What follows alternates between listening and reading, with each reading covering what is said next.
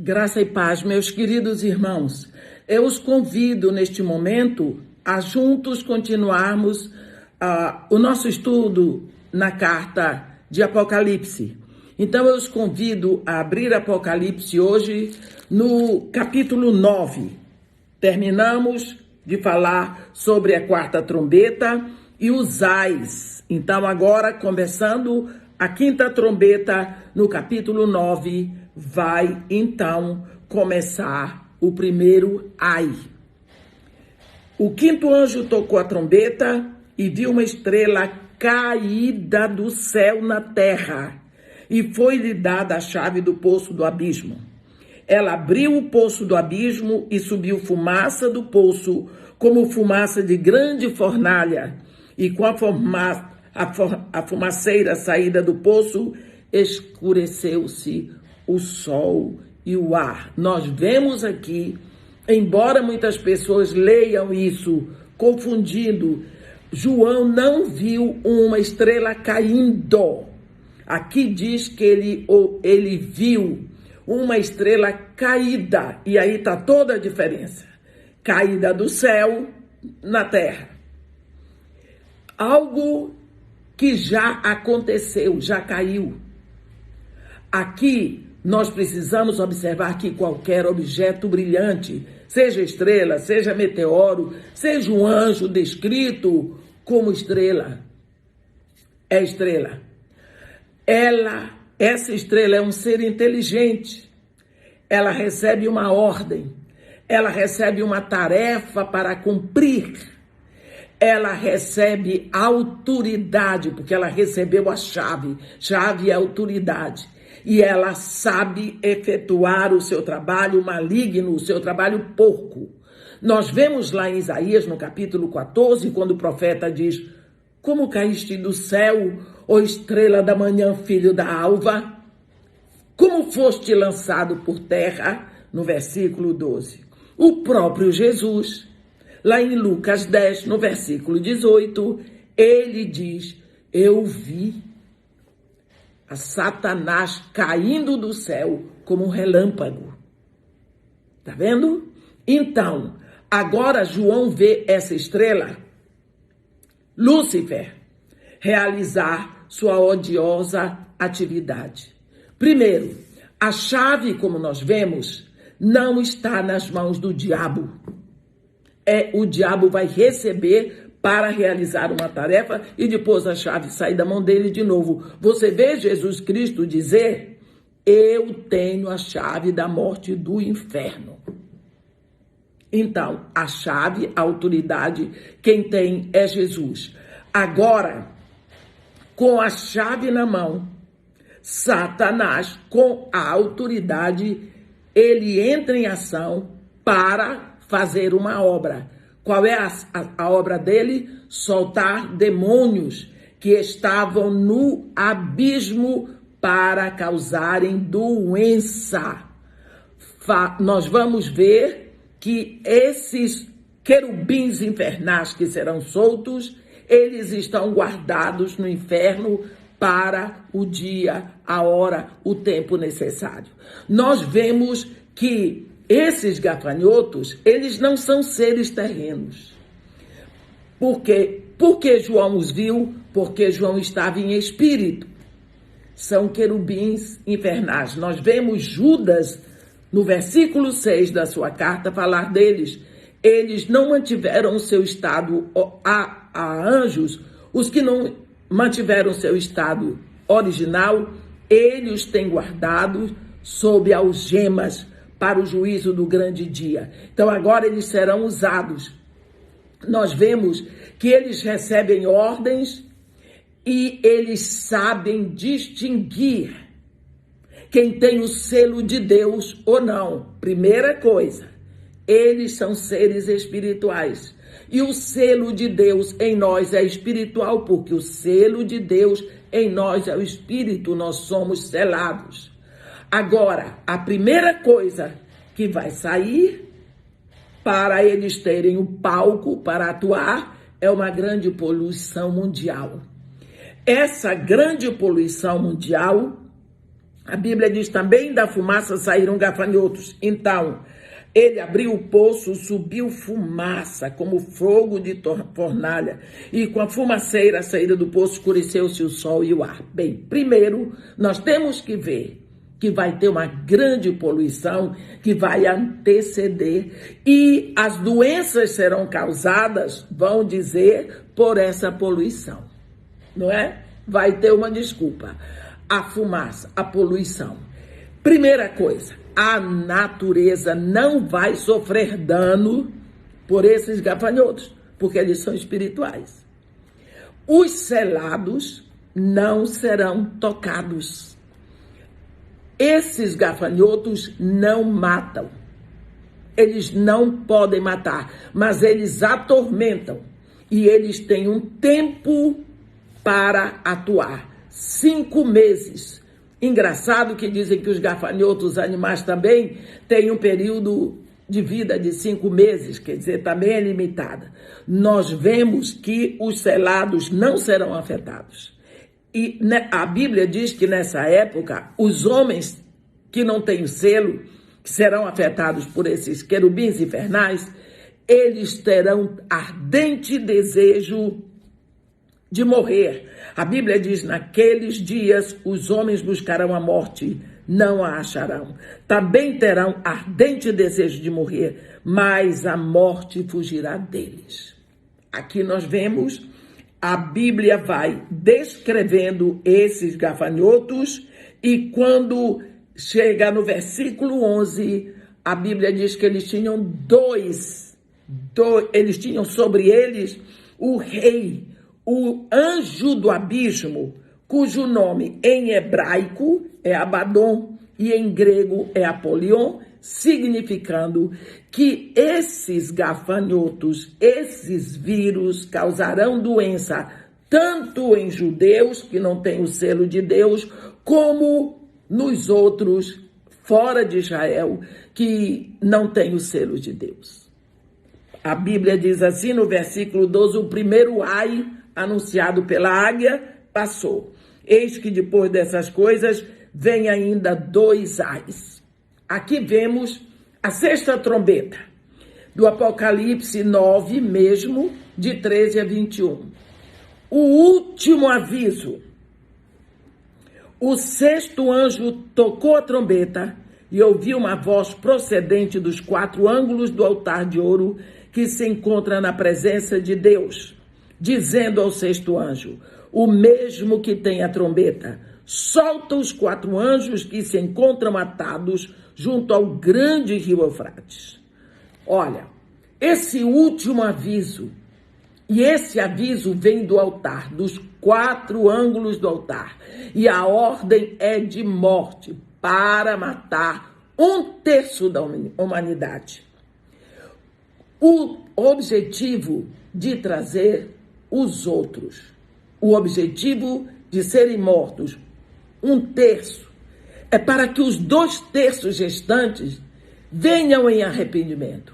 Vemos que a esse ponto, meus irmãos, a humanidade já estará até adorando a demônios, o que já está acontecendo agora. Olhe o rio Eufrates entrando em ação. Isso ainda não é Armagedon. Armagedon é a última. Aqui nós vemos que 1/3 da humanidade será morta por um exército, como ele diz aqui, de 20 mil vezes 10 milhões, quer dizer, 200 milhões, é um exército grande.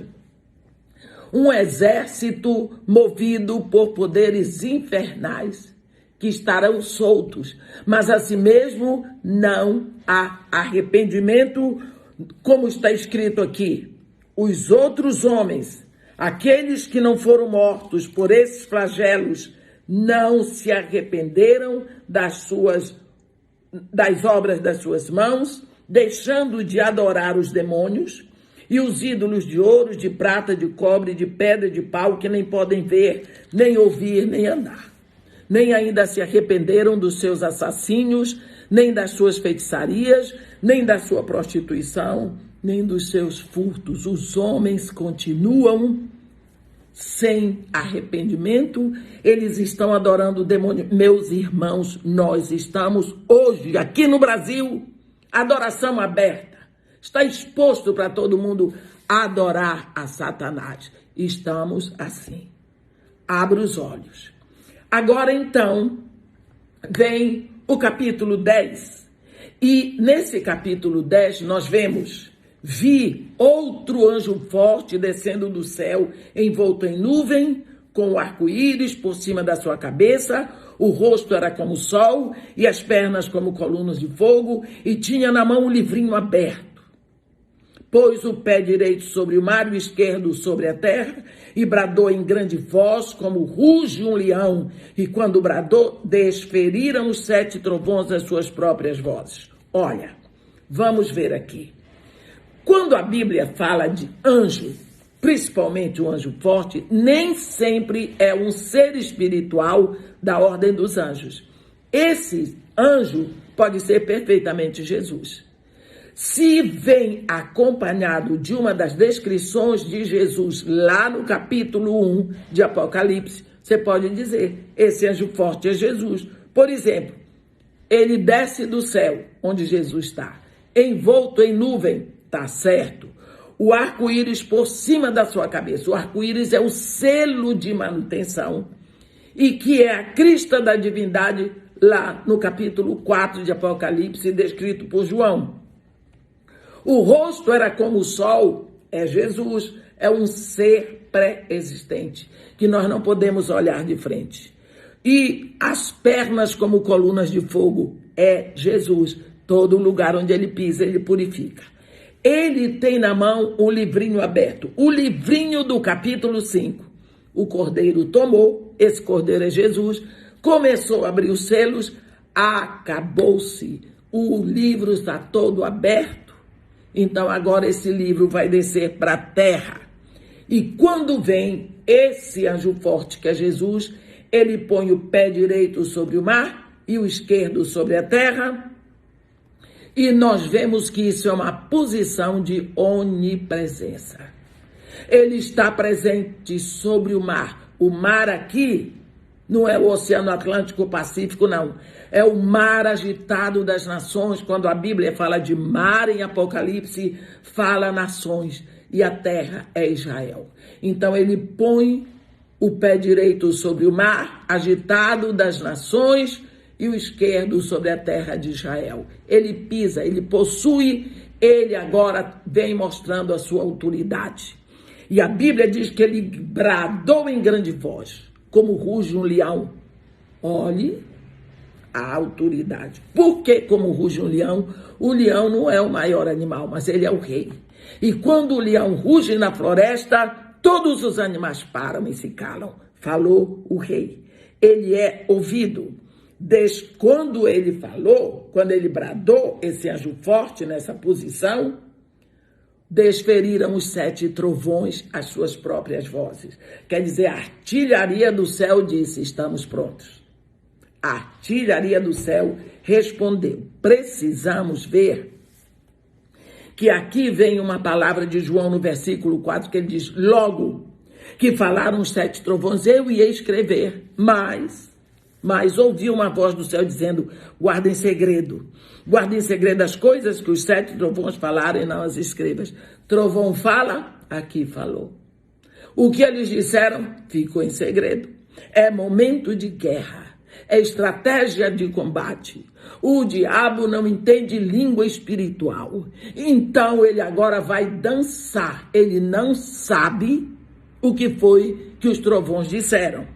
O anjo que vi em pé sobre o mar e sobre a terra, levantou a mão direita para o céu e jurou por aquele que vive pelos séculos dos séculos, o mesmo que criou a terra, o céu e o mar e tudo o que neles há, já não haverá demora. Mas, nos dias da voz do 7º anjo, quando ele estiver para tocar a trombeta, cumprir-se-á então